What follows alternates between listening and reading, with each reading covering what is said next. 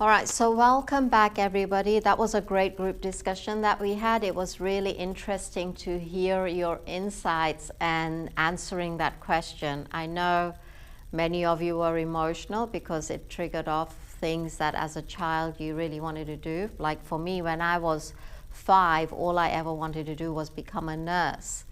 And that's nowhere where my path went as a nurse, but I studied psychology. Interestingly enough, to survive in this world, I did my master's in accounting. And it was that job that really helped me survive, helped me pay for my way and look after my children. But more so, it was that job that also increased my passion for doing the community work that I do. Now, why did I study psychology? Why do I practice as a clinical neuropractitioner? Why do I do clinical hypnotherapy work? It's because of the deep desire I have for wanting to help people live a better quality life. Now, my belief is that we're all here in this world to help each other and help other people. And I have this thing that I call like a field of favor for me. My people, my group, how can I help them? We all have our little areas that we can focus on. So whether it's your job, whether it's your business, whether if you're a stay-at-home, really a freelancer not doing anything, everybody has their own element. And in this element, the reason that this element exists is because of you. So we're going back to the self-development again. And there's 3 areas of, I can say this, there's 3 areas that if we're looking to grow ourselves, we need to ensure that we're in good stead to make that happen. So the first thing is our physiology. Excuse my writing. Now, who thinks physiology is important for self-development? Yes, definitely. Yeah. Physiology means that how are you in your physical body? How are you breathing? Are you healthy? What are you eating? What are you thinking? Your mindset, everything that's associated with your physical body contributes to the life that you're living. And this includes your emotions, your mental health, your social abilities, worrying, stressing, being happy, joyful, laughter, everything around your physical body impacts your ability to live your life at a higher level. And I'll just add to that, bear with me one second. So, yeah, we mentioned diet, exercise, hydration. Water is so important. I start with a glass of lemon water most mornings. There might be the odd occasion that I forget, but every morning I start with a 16 fluid ounce of water, because for me, and this is for a lot of bodies, it flushes out the toxins that came to sit at the top overnight, just like brushing our teeth, right? So we want to cleanse our inside system. It flushes that out, gives you a new digestive system, your liver, everything, and gives you the energy that you need to be able to starting your day afresh. The next thing is about your movement. How much are you moving? Did you know that a 5 to 20 minute walk can give you energy for up to 3 to 4 hours, even if it's a brisk walk?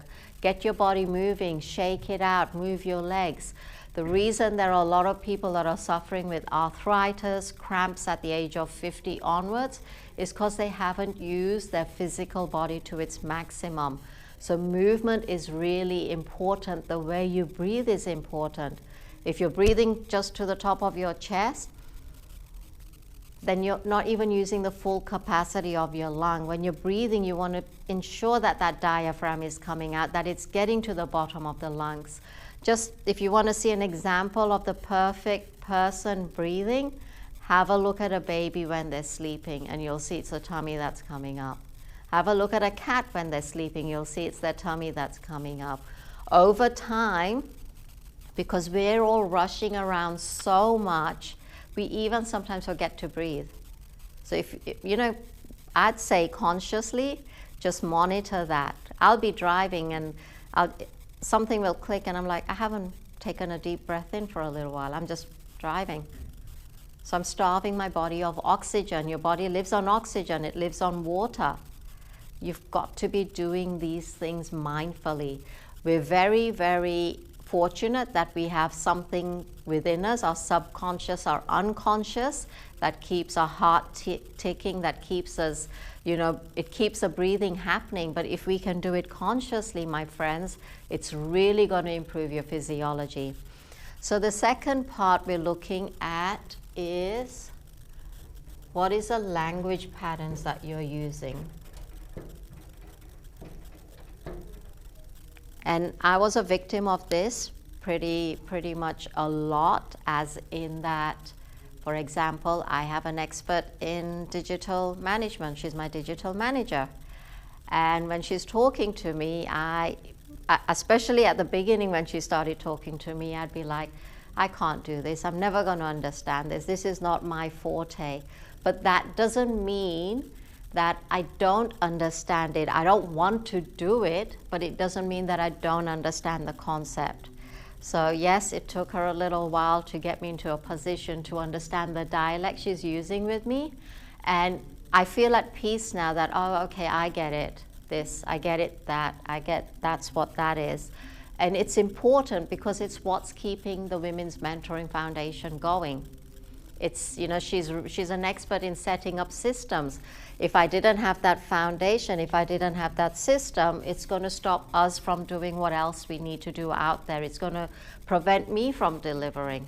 So don't always knock yourself back on something that you don't have an awareness by saying, I can't, or I won't, or I shouldn't, or no way, or I'm not good enough. This is a really critical one. A lot of people use this.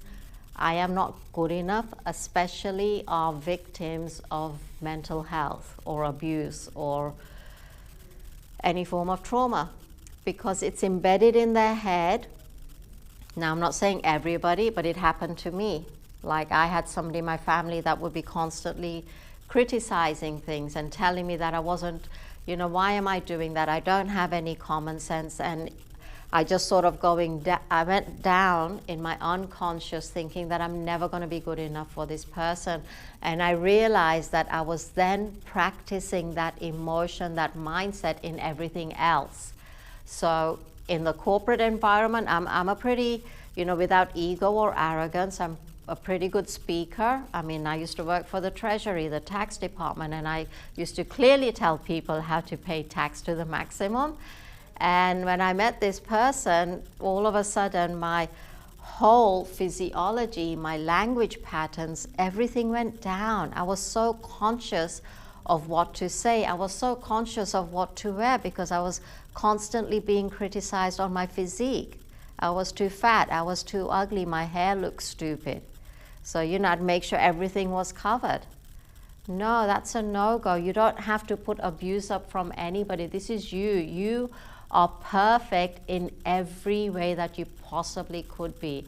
You're beautiful, you are made for the right thing, and you've got the best future coming to you. So don't let what other people think, if it's coming with bad intent, impact you. If they're good, you trust them and they're coming from a place of wisdom, and I use wisdom. If they're coming from a place of wisdom, they mean well, then yes, take it on board. But only you can choose what you decide to listen to and what you take on board. Take the feedback. Don't ever knock feedback. Feedback is important. You make the choice that's going to help you live life at a better level. Is that okay? Can I get everybody to vouch for that? Yes? Excellent. All right, so we have our physiology, our language, and then we have our focus. What are you focusing on? If whatever you focus is what basically you attract to you and what actually realizes in your life, whatever happens in your life. So the more you focus on the positive, the more you're going to attract positive experiences, positive people, positive situations, whatever. That's right. It's extremely important that you limit anything that is a negative whether it's a focus, whether it's a limiting belief, whether it's limited language, the language that you use, basically the tone that you use can be something that limits you, can be something that holds you back. So the more you focus on whatever is positive in any of these areas, will make the rest of your experience and your life much better. Absolutely. So our focus is a magnet. Whatever you focus on is going to bring to you exactly what you're focusing on. So if you're focusing on more abuse, if you're focusing on lack of focus, if you're focusing on lack of confidence, if you're preventing yourself from moving forward, if you believe that you don't have what it takes, then that's exactly the direction that you're going to have. So we want to be really mindful of our focus. And focus is all this. We focus on our physiology, our body. We focus on the language that we use. And then we focus on what is the life that we want to live. What is the outcome that we want for our life? All these things all contribute to your self-development. So we've got the next question now, next exercise. If you just turn to page 3, I believe it is. Yeah. So first of all, I'd like for you to answer the question, where are you in your physiology? Be absolutely honest.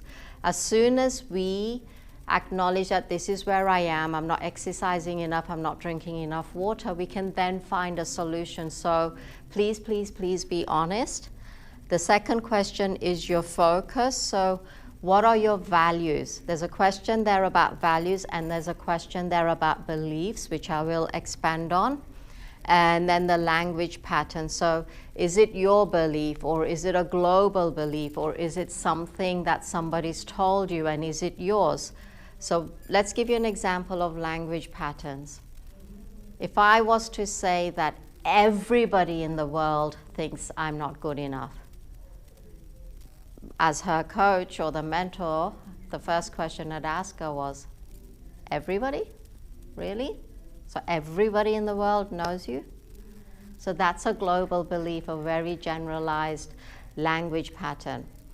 If they were to say that, you know, my ex thought I was not good enough, that's different, because that's what the ex thought. It doesn't mean that I think that, because I think you're perfect and I think you've got the ability to get even better. Or all the people that I know think that I'm dumb. Or I'm never going to get this. I will never understand this. Never?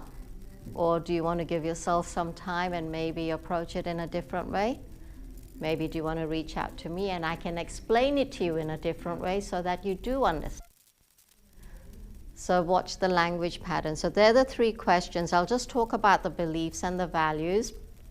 So your values, literally, you'll see most organizations, individuals, 4 values. Now for WMF, one of our values is integrity. Why do we use integrity? I think as a harm prevention organization, it's really crucial for us, because most of us, including myself, have been through some form of trauma or victimization or bullying or hardship or indirect abuse. And the abuse has usually come from people that I've trusted. Like just 3.5 years ago, I solely, and I lost my whole livelihood. Yes, I did. I really lost my livelihood, and that was the birth of the Women's Mentoring Foundation. So I thought about, what did I do during that time that got me into that situation? And one of the first things was that I absolutely trusted this person. They had the words of wisdom, but they weren't actually applying it. And I could see it, but because they printed this whole beautiful picture, and I hadn't healed from my pain from the past, I decided to choose the picture. Had I allowed myself to hear from all the traumas of the past, I would have been in a wiser position, I would also had the discernment to know that, well, they're not actually going to really deliver, even though that they're saying all this. And I suppose one of the other things for me was that they had two very depressed children, so that was one of the things, you know, one of the reasons that I did trust them. I thought, you know, I can help them, I can help the child. It was a mistake, but it was a journey I had to travel through, that's so that I could deliver today. So where am I going with this? Integrity is one of the top values for the Women's Mentoring Foundation, because we can have honesty, we can have truthfulness. Honesty really means, you know, for a lot of us, is that we're honest with the people that we deal with. We're being truthful with everything that we say. But for me, integrity is that you're honest with yourself. So if we say something, we're going to deliver. We're honest with ourselves so that we can be honest with you as well. It's not just, I'm going to tell you this is the truth, this is what we're doing. And then if I say to myself that, okay, I'm going to be making sure that I do a 5-minute walk every day, and I don't do that, well, that's not being honest, right? And if I cannot be the role model for you or the leader for you, then what's the point? So integrity for me, our team, it's all about us being honest with ourselves first. So we are living this, and we are developing ourselves so that we can ensure we're giving you the best opportunity to do this as well. All right, and then the belief system is about limiting beliefs. And again, it's associated with your focus and your language and your physiology. That what is a belief that you have about yourself that's stopping you from moving forward? We do board breaking sessions, and a lot of the beliefs that we have behind that board is that fear. Fear comes into it a lot. There's a fear that I am going to fail at this. There's a fear that I can't take a risk. There's a fear because I did this in the past, it didn't work, and it's going to be the same for the future. So these are all limiting beliefs. My limiting beliefs was, and especially when I came here in Australia, was I could feel people judging me. They knew my background, they knew the academic background I had, they knew the community background, they also knew the story I'd traveled through and the fall downs that I had in the past.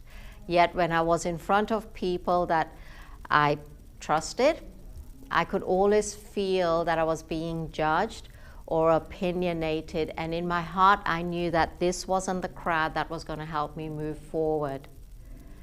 However, I had a belief system that I had to be in that crowd because I needed to impress people. And I was sticking there, and as long as people were smiling or happy, I was okay. And that was a repetition of what I did in the past back home, pleasing everybody. As long as they were okay, I was happy. But it soon knocked me out of my head when I went down and they really weren't there for me. So what is a limiting belief that you have? I felt I had to be there, to be something, but I realized that no, I had to self-develop myself so that I could continue doing the work that I needed to do in my area, in my field, and to work with beautiful people like yourself. So I hope that makes sense. Well, it does make sense, let's not hope. And I'll give you 15 minutes to do that exercise.